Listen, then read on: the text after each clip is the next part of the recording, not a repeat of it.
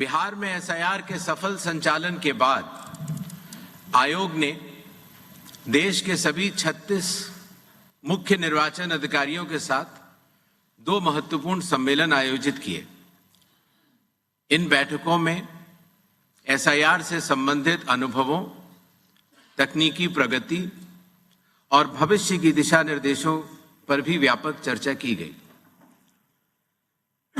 पिछले एसआईआर की मतदाता सूची से मैनुअल भी और तकनीकी तरीके से भी दोनों स्तरों पर मिलान का कार्य लगभग पूरा कर लिया गया है और इसके तैयारी के आधार पर अब चयनित राज्यों में एसआईआर का दूसरा चरण प्रारंभ किया जाएगा। याद रहे, एसआईआर का प्रमुख उद्देश्य है हर योग्य मतदाता को सूची में शामिल करना और अयोग्य को मतदाता सूची से हटाना। आइए अब पीपीटी के माध्यम से आपको विस्तार में एसआईआर के इस फेज 2 के बारे में बताते हैं। जैसा कि आप सबको पता है, एसआईआर का फेज 1 समाप्त हुआ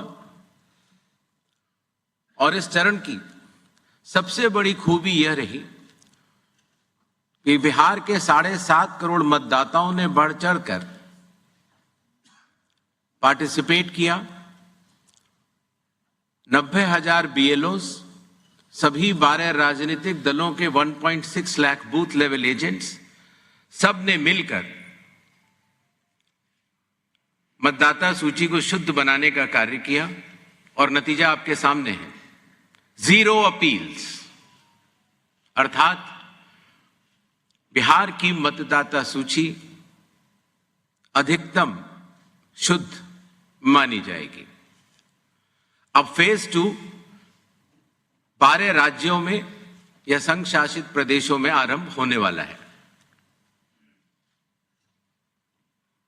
नेक्स्ट।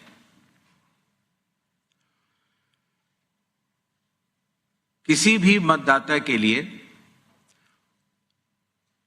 जो उसकी अर्हताएं हैं वो संविधान के अनुच्छेद 326 में लिखी गई हैं, अर्थात भारत का नागरिक होना, कम से कम आयु 18 वर्ष की होना, उस विधानसभा क्षेत्र का सामान्य निवासी होना और किसी अन्य कानून से उसको डिस्क्वालीफाई न किया गया हो।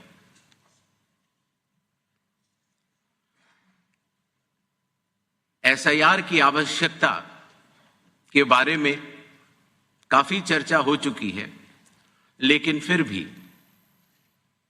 चुनाव आयोग एक बार आपको बताना चाहेगा कि चुनावी कानून के तहत हर चुनाव से पहले इलेक्टोरल रोल का रिवीजन आवश्यक है और या जब भी चुनाव आयोग आवश्यकता अनुसार निर्धारित करे। विगत कुछ दशकों से लगभग हर राजनीतिक पार्टी ने मतदाता सूची के शुद्ध न होने के ऊपर चुनाव आयोग को लगातार शिकायतें दी हैं।